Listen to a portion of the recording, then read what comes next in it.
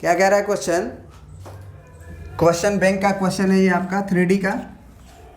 कह रहा है कि find the coordinate of foot of perpendicular drawn from a point A 184 to the line joining the points 0 -13 and 2 -3 -1। मतलब तुमसे क्या पूछ रहा है पहले ये समझो।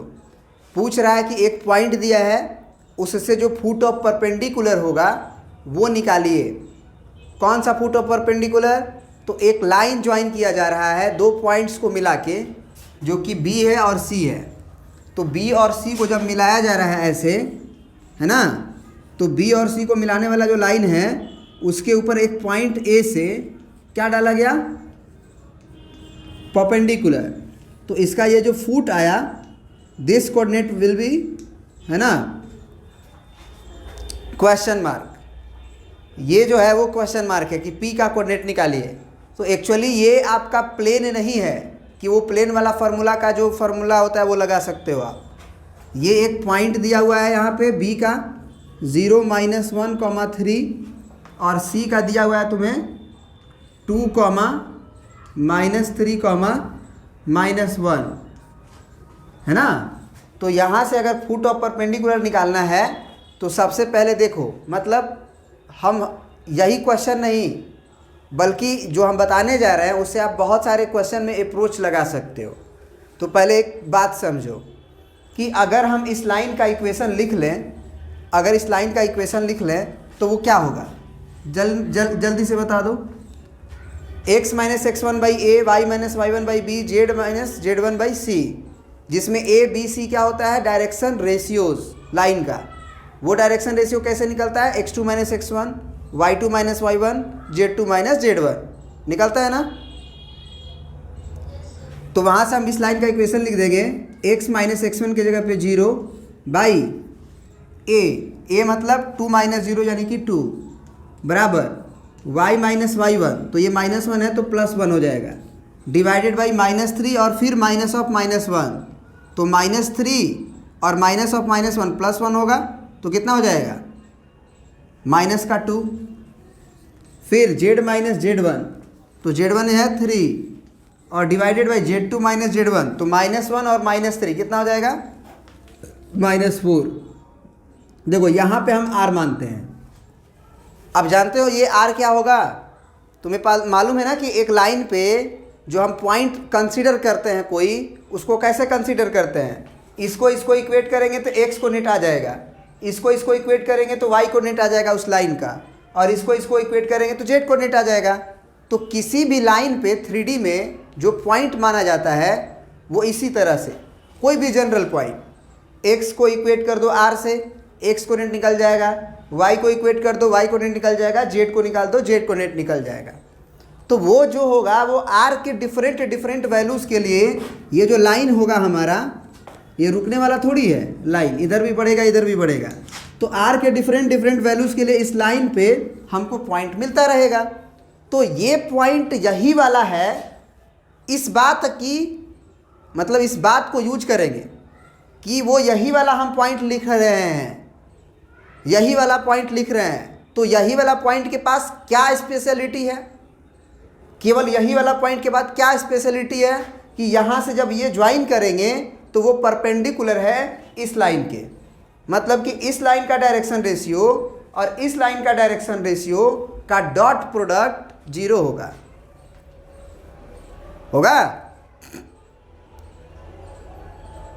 बात समझ रहे हो?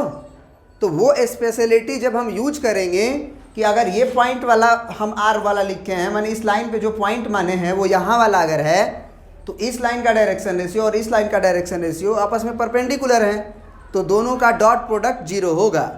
तो वहाँ से r निकल जाएगा, और जब r निकल जाएगा तो ये कोऑर्डिनेट निकल जाएगा। तो अब कर लेते हैं।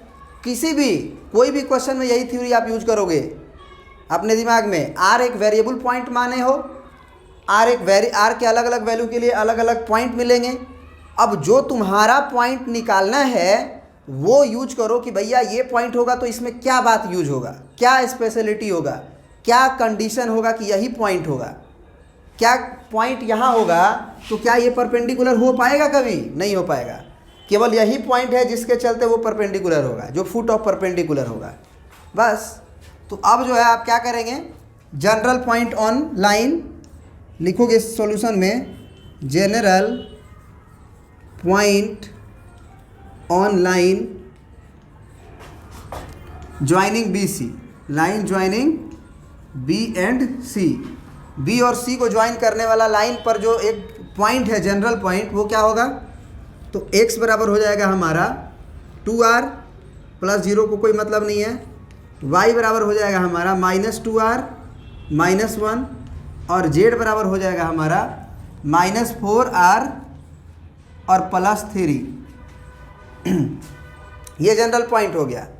अगर p का कोऑर्डिनेट हमारे पास आ गया है, p का कोऑर्डिनेट जो भी आया है, 2r आया है, फिर कॉमा -2r -1 आया है, फिर -4r +3 आया है, -4r +3 आया है। तो अब हम कहेंगे कि इस लाइन का तो डायरेक्शन रेशियो 2 -2 और -4 है कि नहीं। इस लाइन का डायरेक्शन रेशियो निकाला जा सकता है, डायरेक्शन रेशियो ऑफ AP। तो AP का डायरेक्शन रेशियो कैसे निकालेंगे, P के कोऑर्डिनेट में से A के कोऑर्डिनेट घटा दो, तो 2r -1 कॉमा -2r -1 और फिर -8, तो -2r -9 होगा, कॉमा -4r +3 में से -4 घटाओगे तो -4r -7 होगा। Now AP is perpendicular to BC, AP is perpendicular to BC, hence दोनों का जो डॉट प्रोडक्ट है डायरेक्शन रेशियोज का वो 0 होगा। तो हैंस क्या लिख देंगे, 2, यहाँ से ले लेंगे हम लोग 2।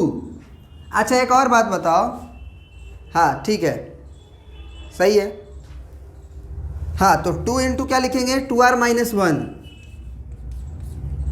फिर प्लस -2 ही है तो -2 इंटू -2r -9, फिर प्लस नहीं माइनस ही है तो -4 इंटू -4r -7 बराबर 0।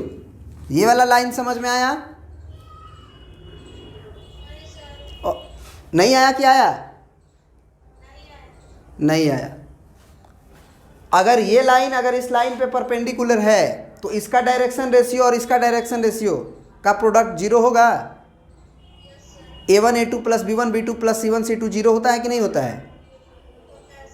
वही काम किए हैं। इस लाइन का डायरेक्शन रेशियो कैसे निकलेगा, P में से A का कोऑर्डिनेट घटा दिए तो ये तुम्हारा डायरेक्शन रेशियो आया है 2r -1, फिर -2r -1 में से -8 घटाए हैं तो -9 आया है, फिर -4r +3 में से, अच्छा ये गलती हुआ है शायद, -4r +3 में से अगर हम 4 घटाएंगे तो -1 बचेगा ना, -1 बचेगा, तो यहाँ पे आपका -1 होगा। बाकी सब तो ठीक है। अब जो है इस लाइन का डायरेक्शन रेशियो इसके नीचे होता है 2 -2 -4, उसका इस डायरेक्शन रेशियो से मल्टीप्लाई किए तो इसका डायरेक्शन रेशियो ये था। अब तो कोई दिक्कत नहीं है ना, ठीक है। तो अब जो है पहले गुना करो, ये हो जाएगा 4r, पहले r वाला कैलकुलेशन करके एक साथ लिखते हैं। ये 4r, यहाँ से माइनस माइनस प्लस, फिर 4r, फिर यहाँ से माइनस और माइनस प्लस, 4 चौके 16r, फिर अब नंबर का कैलकुलेशन करते हैं तो ये -2, ये माइनस माइनस प्लस, 9 2 जा 18, फिर माइनस माइनस प्लस, 4 1 जा 4 बराबर 0। तो यहाँ से कितना हो जाएगा, 16 4 20 और 20 4 24, तो 24r बराबर कितना हो जाएगा हमारा, क्वेश्चन मिटा देते हैं, है ना।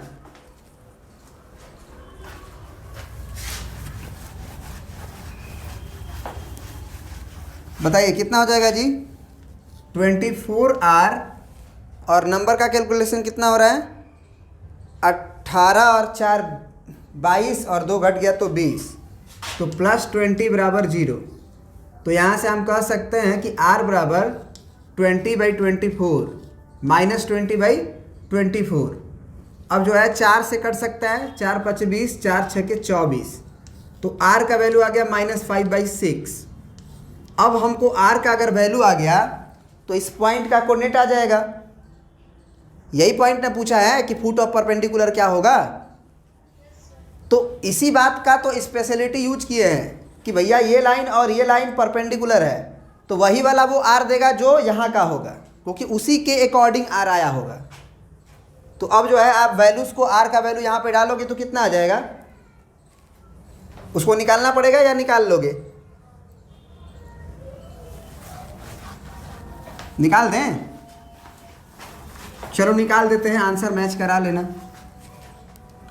तो देयरफॉर कोऑर्डिनेट्स ऑफ P क्या हो जाएगा हमारा 2 × r, तो -2 × 5/6 कॉमा फिर -2r है तो -2 × r का भी वैल्यू माइनस है तो ये +5/6 लिख लो, और माइनस का 1, फिर है -4r तो ये प्लस हो जाएगा 4 × 5/6 और +3, तो ये कैलकुलेशन 2 × 6, तो P का कोऑर्डिनेट हो गया -5/3, यहाँ से 2 × 6 तो 5/3, तो 5 में से 3 घटेगा 2, 2/3, और यहाँ से देखो 2 दूना के 4, 2 × 6, तो ये 5 दूना के 10 और 3 × 9, 10 9 19/3। आंसर आया है। ये फुट ऑफ परपेंडिकुलर है कि नहीं देख लो। ठीक है, अब नेक्स्ट क्वेश्चन देखते हैं हम लोग, इसको प्रिंट आउट कर लीजिए।